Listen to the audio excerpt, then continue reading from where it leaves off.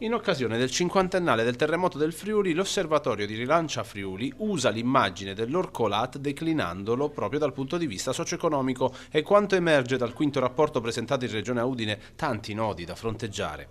I dati dell'Orcolat che preoccupano, attuali, Friuli Venezia Giulia, sono diversi. Il nostro quinto rapporto mette in evidenza che cosa?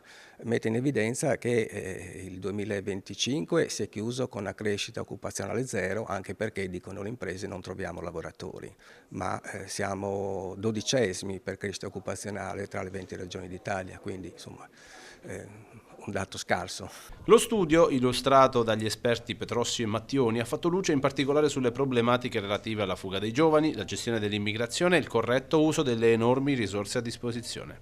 Facciamo meno figli, ovviamente facciamo meno figli perché è venuto meno il traino degli immigrati, il loro afflusso è molto rallentato, quelli che ci sono hanno già dato in termini di bambini e gli indigeni, con una battuta dicevo nella presentazione, insomma preferiscono o devono, sarebbe da chiarire, viaggiare con cani e gatti al guinzaglio anziché con figli in saccoccia. Abbiamo perso circa 19.000 giovanotti che sicuramente fanno espatri senza ritorno e questa è una perdita secca. Una frecciatina alla giunta regionale: il rapporto dello scorso anno è stato ignorato. La speranza di Rilancia Friuli è che quello di quest'anno possa essere invece tenuto in conto. Puntare su quella che è la nostra specializzazione produttiva, cioè quella manifatturiera, cosa che in realtà nella politica economica di queste ultime legislature non è stato fatto, privilegiando settori come il commercio e il turismo, e spero che nella finanziaria che si andrà a discutere quest'anno